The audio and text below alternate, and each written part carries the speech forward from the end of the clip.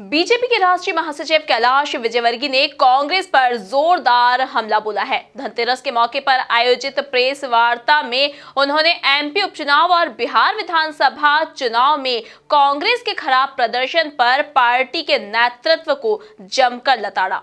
देखिए खास रिपोर्ट। मध्य प्रदेश की 28 सीटों पर हुए विधानसभा उपचुनाव में कांग्रेस के फीके प्रदर्शन पर बीजेपी अब खूब चुटकी ले रही है। उपचुनाव में बीजेपी को मिली विराट जीत पर पार्टी के राष्ट्रीय महासचिव कैलाश विजयवर्गीय ने कहा कि चुनाव प्रचार के दौरान जिस तरह कमलनाथ ने सीएम शिवराज के लिए अपशब्दों का प्रयोग किया, उसे जनता ने भी पसंद नहीं किया। ये उसी का परिणाम है। कैलाश विजयवर्गीय ने कहा कि उपचुनाव में जनता ने बता दिया कि कौन खुददार है और कौन गद्दार। देखिए, बहुत सारे कारण हैं।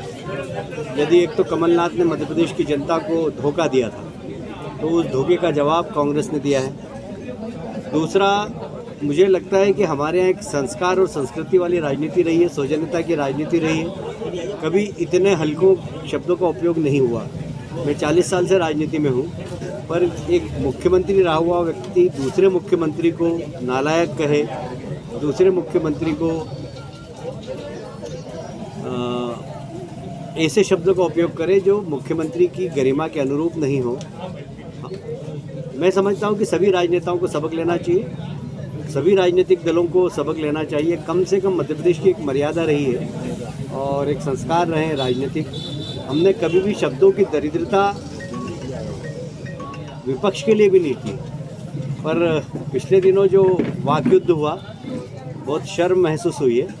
जनता ने उनको भी जवाब दिया है कि जनता इस प्रकार के शब्दों को पसंद नहीं करती और मध्य प्रदेश की एक राजनीतिक परंपरा कायम रहे। मैं समझता हूँ हम सब राजनीतिक दलों को इसके ऊपर विचार करना चाहिए। जनता ने बता दिया कि गद्दार कौन है और खुददार कौन है। जनता ने खुददारों को आशीर्वाद दिया है, जिताया है, और जिन्होंने गद्दारी की थी प्रदेश की जनता के साथ, कर्ज माफ़ करने की, बेरोजगार नौजवानों को भत्ता देने की, उनको गद्दार साबित किया। और जिस कारण से जिन्होंने पार्टी छोड़ी कांग्रेस की, उनको खुददार बताया और उनको आशीर्वाद। एमपी कांग्रेस के कार्यकारी अध्यक्ष और पूर्व कैबिनेट मंत्री जीतू पटवारी को अहंकारी बताते हुए भाजपा महासचिव ने कहा कि चुनाव प्रचार के दौरान बड़े बड़े दावे करने वाले को जनता अब खोज रही है। लोग ढूंढ रहे हैं उनको। मैंने अभी सोशल मीडिया पे देखा कि उन्होंने एक जगह कहा कि मेरी तरफ आंख से आंख मिलाकर देखिए किसी पत्रकार को बड़े से, कि अगर हाट पिपलिया 25,000 से नहीं हारे तो मेरा नाम बदल देना। इतना अहंकार नहीं होना चाहिए। अब क्योंकि अब उनके नेता को अहंकार है, तो जीतू जी को भी अहंकार है, तो मुझे कोई आश्चर्य नहीं। कमलनाथ के हनुमान चालीसा पाठ पर तंज कसते हुए उन्होंने कहा कि हनुमान जी की पूजा करना और हनुमान चालीसा का पाठ करने का नाटक करना अलग चीज है। साथ ही कंप्यूटर बाबा पर हुई कार्रवाई पर भाजपा नेता ने कहा कि वो धार्मिक गतिविधियों से अधिक राजनीतिक गतिविधियों में लिप्त थे। हनुमान चालीसा पढ़ना और हनुमान जी की पूजा करने का नाटक करना, दोनों में अंतर है।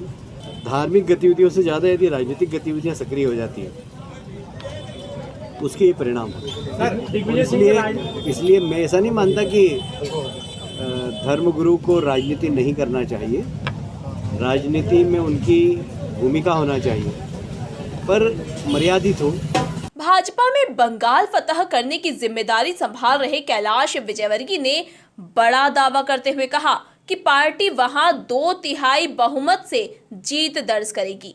साथ ही उन्होंने बिहार में लेफ्ट पार्टियों के अच्छे प्रदर्शन का बंगाल में किसी प्रकार का असर होने से इनकार कर दिया। हाल में हम 2/3 बहुमत से जीतेंगे। बहुत मुश्किल है, क्योंकि लेफ्ट के पास नई लीडरशिप नहीं है और युवाओं में लेफ्ट के प्रति कोई आकर्षण भी नहीं। वहीं एआईआईएम चीफ ओवैसी को कांग्रेस द्वारा वोट कटवा कहने पर भाजपा महासचिव ने कहा कि कांग्रेस अपनी अक्षमता छिपाने के लिए उन पर आरोप लगा रही है। फायदे और नुकसान की बात अलग है, पर ओवैसी जी ने जो कहा कि मुझे वोट कटवा कहते हैं, और उन्होंने बड़ी अच्छी बात कही जो वोट कटवा कहने वालों से, कि भाई मध्य प्रदेश में लड़ा नहीं, वहाँ कांग्रेस साफ हो गई, कर्नाटक में मैं लड़ा नहीं, वहाँ कांग्रेस साफ हो गई। तेलंगाना में मैं लड़ा नहीं, वहाँ कांग्रेस साफ हो गई।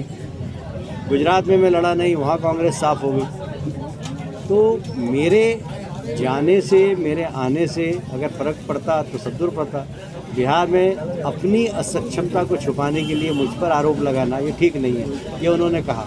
तो मुझे लगता है कि बंगाल में भी वो आएंगे तो सब अपने अपने तरीके से सक्षमता से लड़ें और वोट प्राप्त करें। हमें विश्वास है कि ओवैसी जी आए या नहीं आए, हमारी सरकार बनेगी। वहीं कांग्रेस के पूर्व राष्ट्रीय अध्यक्ष राहुल गांधी पर निशाना साधते हुए विजयवर्गीय ने कहा कि आज कांग्रेस के लोग ही कह रहे हैं कि बिहार में उनके कारण तेजस्वी यादव की सरकार नहीं बन पाई। जनता ने उनको छोड़ दिया, वो भले मध्य प्रदेश में रहे, जनता ने उनको नकार दिया। मध्य प्रदेश में रहे, मध्य प्रदेश तो बहुत बड़े दिल वालों का है, कोई भी आके रह सकता है, पर जनता ने उनको नकार दिया। अब देखिए, बराक ओबामा कह रहे हैं, हम तो पहले से कहते आ रहे हैं कि अपरिपक्व नेता है, कांग्रेस के नेतृत्व में कांग्रेस के लोगों को भी विश्वास नहीं है। अभी बिहार में कांग्रेस के ही लोग कह रहे हैं कि तेजस्वी की एक सरकार नहीं बनी, उसके लिए कांग्रेस के लोग जिम्मेदार हैं। तो बराक ओबामा दूर से देखते हैं, हम तो यहाँ पर महसूस करते हैं सब लोग, एक परिपक्व राजनेता नहीं है।